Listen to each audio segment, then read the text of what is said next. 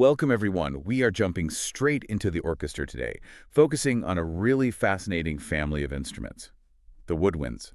It's a great topic because it's so fundamental. I mean, the whole idea is built on one single concept, Yeah. making sound by controlling a column of vibrating air. You're literally shaping your breath into music. Exactly. Okay, let's start right there, because the name woodwind itself is a bit, well, it's a little misleading now, isn't it? It is, yeah. Historically, they were all wood or even bone, but the name sticks because of how the sound is made, not what they're made of. So it's the wind part that matters, not the wood. That's the key.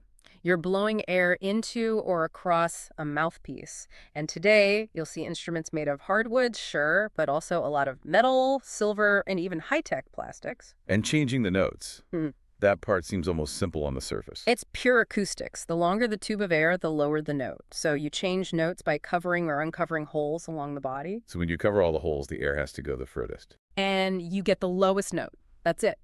The real skill is the finger coordination, and maybe more importantly, the incredible breath control it takes to power the whole thing. That's the real barrier to entry. Absolutely. But it gives you this huge range, from really deep bass sounds all the way up to notes that are practically whistling. Let's start with maybe the most unique member of the family, the one that works without the one thing we associate most with woodwinds. You mean the flute? Yeah, the flute, no reed. Right. The flute is one of the oldest instrument types in the world, but the modern version is a very precisely engineered piece of metal, usually. How long's a standard flute? About 26 inches, and typically made of silver or maybe a nickel-silver alloy. And you're right, the sound production is totally different. Okay, so how does it work? If there's no reed vibrating, where does the sound come from? You blow a stream of air across an opening, which is called the embouchure hole. Like blowing across the top of a soda bottle. That is the perfect analogy. It's just a much more refined version of that. The air stream hits the sharp edge of the hole and splits, creating a rapid vibration inside the tube. That's your sound wave. And that must be why it has such a distinct sound. Exactly. It gives it that very bright, silvery, almost bird-like sound. And that sound really carries, which is why flutes so often get the main melody in an orchestra. And then there's its little sibling, the piccolo. Right. The piccolo is basically half the size of a flute.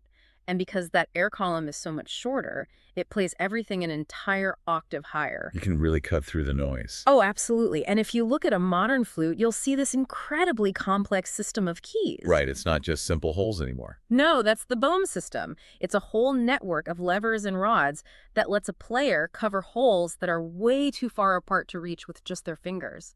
It allows for incredibly fast playing. So while the flute has all this metal work, most of the other woodwinds use something totally different to get started. Mm-hmm. The engine of the sound, the reed. The reed.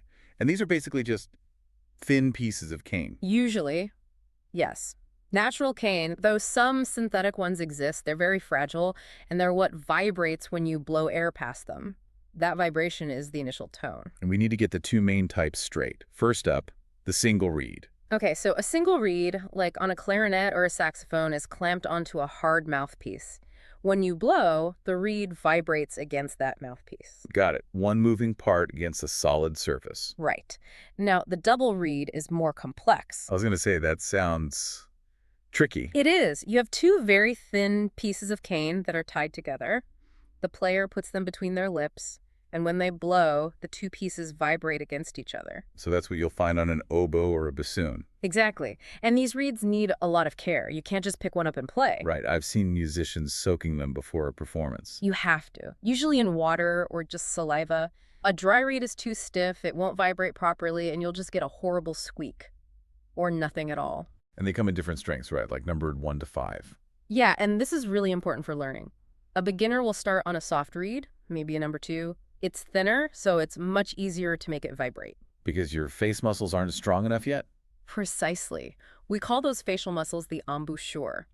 As you practice for months and your embouchure gets stronger, you can move up to a harder reed, like a 3 or a 4.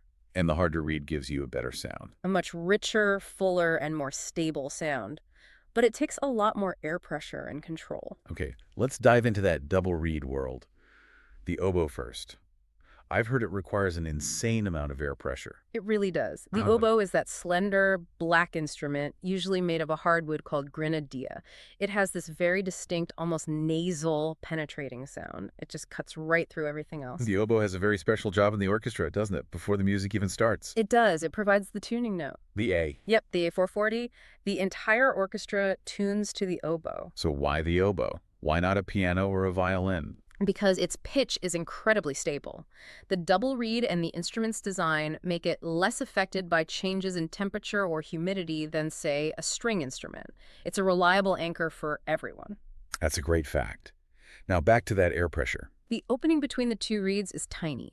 So you're not using a huge volume of air, but you have to force it through that tiny gap at an extremely high constant pressure. It's physically exhausting. And from the high-pressure oboe, we go to its huge cousin, the bassoon. The deep voice of the family, for sure. It's the largest and lowest pitched of the common woodwinds, and it's essential for the bass foundation. And here's the best part.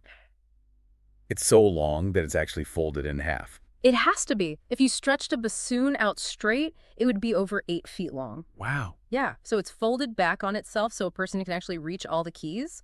It uses a double reed too, but it's attached to a curved metal pipe called a bocal. And it must be heavy. Oh, you can't just hold it. Players use a neck strap or a seat strap to support the weight. But its sound is so versatile. It can be very deep and serious, or it can be used to sound really funny and quirky. Like the grandfather in Peter and the Wolf. The classic example. Okay, let's switch over to the single reed family. We've got two giants here, the clarinet and the saxophone. Let's start with the clarinet. The clarinet is just a powerhouse of versatility. It uses that single reed vibrating against a mouthpiece. And its body is what we call a cylindrical bore. Meaning the tube is the same width pretty much all the way down. Exactly.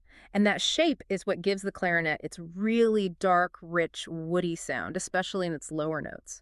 It also has a massive range of notes, from those deep tones all the way up to piercingly high ones. And now the big one, the saxophone. It looks like a brass instrument. It's made of brass.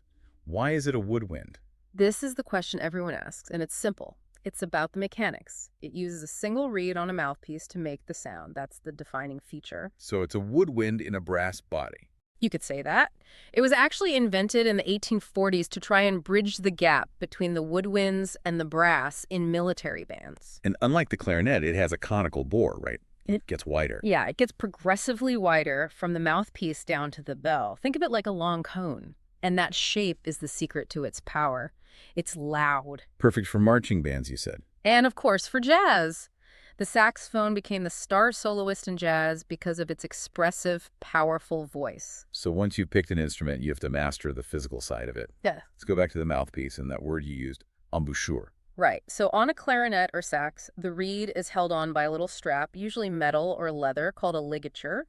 How tight that is, and the shape of the mouthpiece itself really changes the sound. And the embouchure is how you use your face. It's the specific way you form your lips and use your facial muscles to control the air in the reed.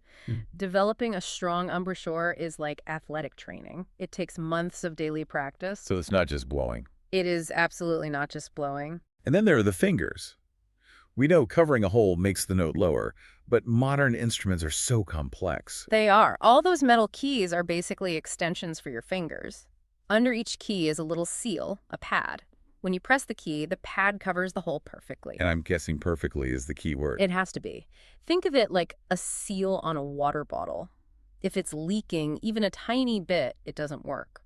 If a pad on a woodwind is leaking air, the instrument won't play the right note. It'll probably just squeak. The dreaded squeak. The absolute worst. And finally, let's talk about the actual engine, the breath itself. You can't just breathe from your chest. You have to learn to use your diaphragm, that big muscle below your lungs. Like a bellows. It is. It gives you a steady, supported column of air, not just a weak puff. That's how you hold long, beautiful notes. And how do you start and stop notes cleanly? That's a technique called articulation. You actually use the tip of your tongue to briefly touch the reed to stop the vibration, and then release it to start the note. It defines the rhythm. And different instruments need different kinds of air. We talked about the oboe needing high pressure, but not a lot of volume. Right, and the flute is the complete opposite. You're blowing across the hole, so a lot of air is just lost to the room. You have to supply a huge volume of fast-moving air just to keep the sound going. So let's bring it all together. The materials and their place in the orchestra. Materials really affect the sound. A lot of student clarinets are made of ABS plastic, which is great because it's tough and weatherproof. But the pros want wood. The pros want the specific resonance you get from dense woods like grenadilla for a clarinet or maple for a bassoon. It gives the sound warmth. And with flutes, you can even find ones made of solid gold or platinum for the purest tone. And a quick note, those wooden ones can be fragile. Very. If the air is too dry, the wood can shrink and crack. It's a serious problem. So where do they all sit in the orchestra? They sit right in the middle. They're behind the strings, but in front of the loud brass and percussion. And their job is to add color. So much color and texture. They can blend in with the strings to make the sound richer, or they can stand out with a solo melody. Composers use them like characters in a story. The flute is the bird. The oboe is the sad melody. The bassoon is the comical grandfather. Each one has a distinct voice. They give the music its detail and personality. It's just amazing when you think about all the science, acoustics, physics, intense physical training that goes into making a piece of wood or metal sing. It really is. Yeah. They're this incredibly diverse family, all powered by something as simple as air, but controlled with such precision. Their ability to create so many different colors is what makes music so rich. It's a complex system. The next time you listen to an orchestra, try to zone in on those sounds. It's pretty incredible. For sure. Absolutely fascinating. Good luck with your studies.